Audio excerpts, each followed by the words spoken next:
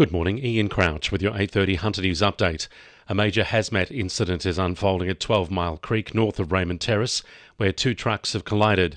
Newcastle Fire Command says a truck and a fuel tanker collided in the northbound lanes of the Pacific Highway just south of the Buckets Way at about 7 o'clock.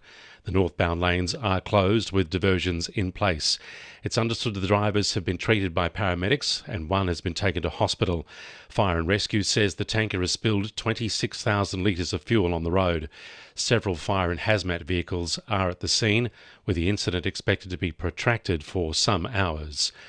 The Federal Coalition's plans to build 7 nuclear power stations, including one in the Hunter, is facing backlash from the Queensland and New South Wales governments.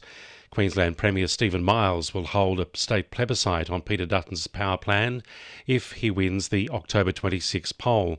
Meanwhile, New South Wales has also reiterated its 1980s ban on nuclear power.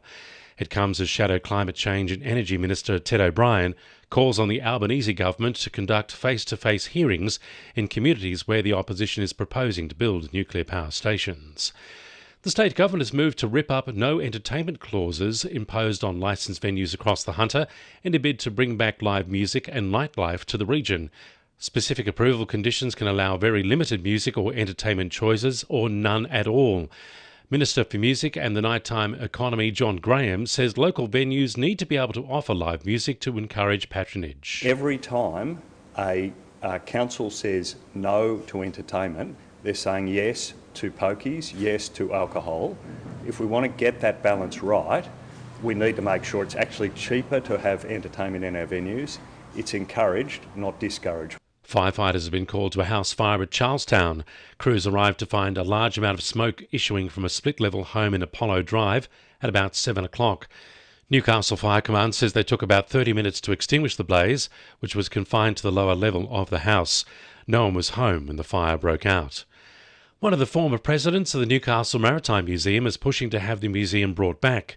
It comes after Dr. Jerry Schwartz's proposal to have a maritime presence return to the city's foreshore. The museum's been closed since 2011, with Jeannie Walls now calling for a meeting with newly elected Lord Mayor Ross Kerridge and Jerry Schwartz to discuss its reinstatement.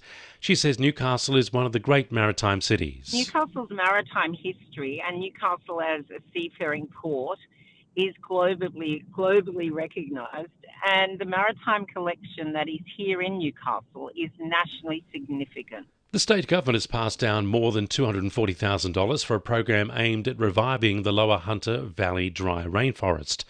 The Hunters Landcare Network will educate school students and the wider community, allowing them to restore pockets of the rainforest.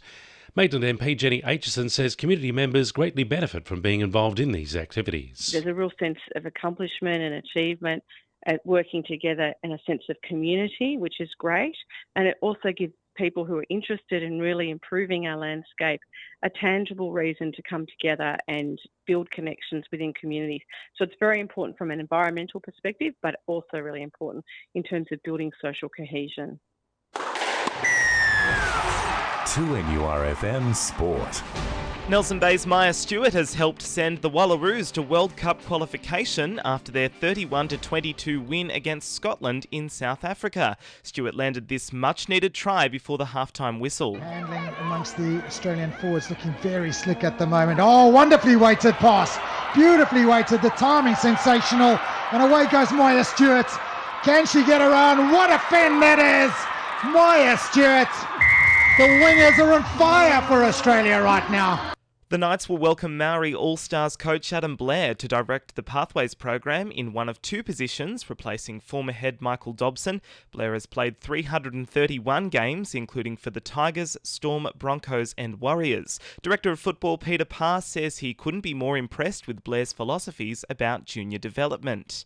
And former Souths midfielder Taya Abel has made her Hockey One debut playing for Adelaide Fire. The 23-year-old has won Player of the Year in Newcastle and previously took Sydney side Northern Districts to a premiership win. Abel lined up in Friday's 3-1 shootout loss against Melbourne. That's sport. I'm Peter Hyslop. And the winning numbers in Weekend Lotto are 2, 8, 10, 21, 28 and 45, and the supplementaries are 27 and 30. And now you're up to date with the latest 2NURFM Hunter News.